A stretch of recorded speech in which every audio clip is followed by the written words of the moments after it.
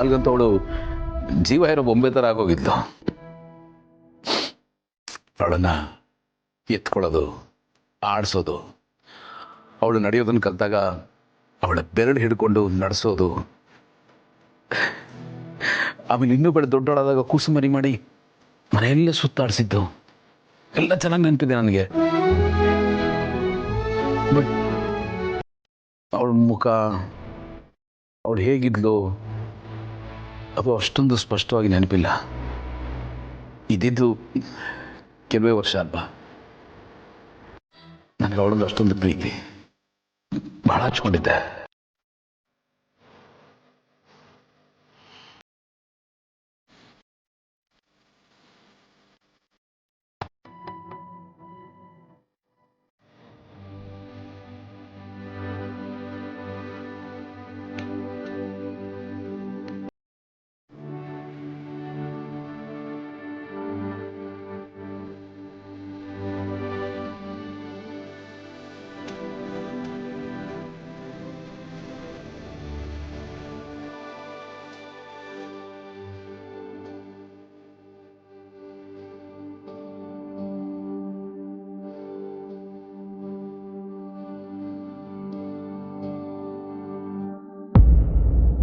ನಿಮ್ಮಮ್ಮ, ನಿಮ್ಮ ತಂಗಿ ಏನಾಯ್ತು ಅವ್ರಿಗೆ?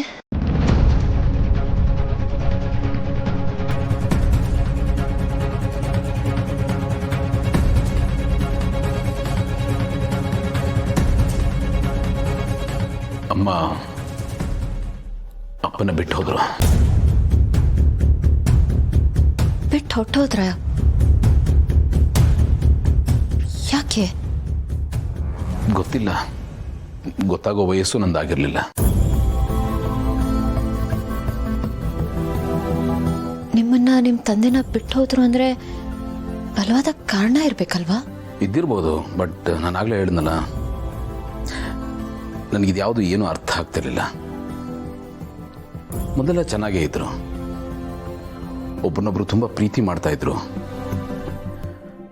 ಆಮೇಲೆ ಅದು ಏನಾಯ್ತು, ಯಾರ ಕೆಟ್ಟ ಕಣ್ಣು ಬಿತ್ತೋ ಗೊತ್ತಿಲ್ಲ. ಅಪ್ಪ ಅಮ್ಮ ಜಗಳ ಆಡಕ್ಕೆ ಶುರು ಮಾಡಿದ್ರು. ಆಗಾಗ ಅವ್ರ ಮಧ್ಯೆ ಜಗಳ ಆಗ್ತಾನೆ ಇತ್ತು.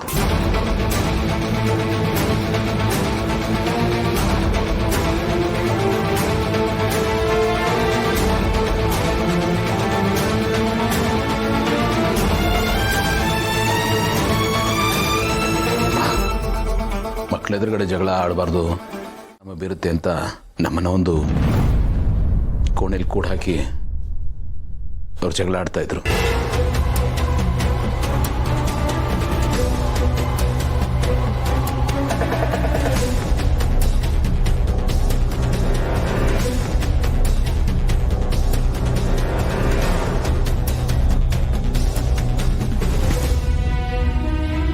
ಅದಾದ್ಮೇಲೆ ಅಮ್ಮ ರೂಮಿಗೆ ಬಂದು ಒಂದು ಮಾತಾಡಲಿಲ್ಲ. ಒಂದೇ ಸಮನೆ ಅಳ್ತಾನೆ ಇದ್ಲು.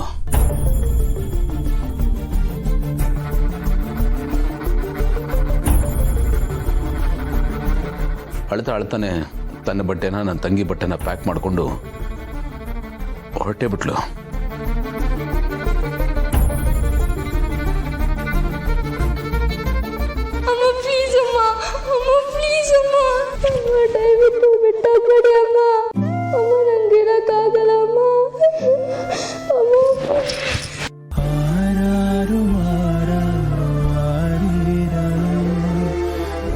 ನನ್ನ ಅಮ್ಮನಿಂದ ಓಡೋದೆ,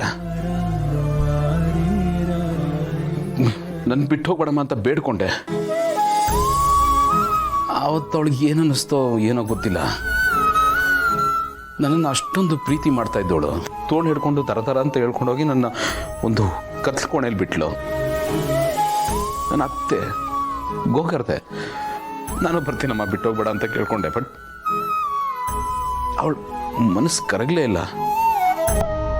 ನನ್ನ ಕತ್ಲೆ ಕೋಣೆಯಲ್ಲಿ ಬಿಟ್ಟು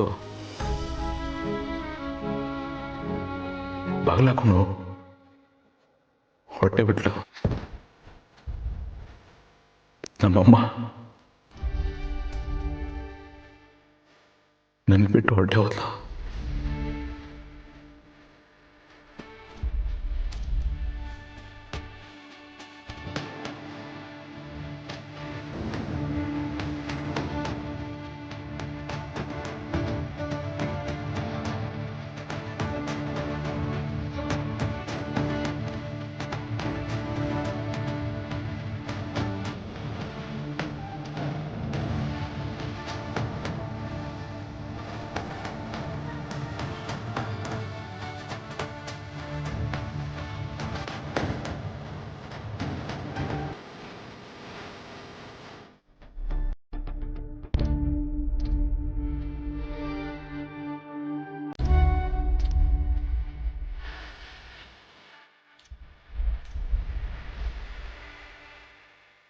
ಅವತ್ತು ಅಮ್ಮ ನನ್ನನ್ನು ಕತ್ಲೆ ಕೋಣೆಯಲ್ಲಿ ಕೂಡ ಹೋದ್ಲಲ್ಲ,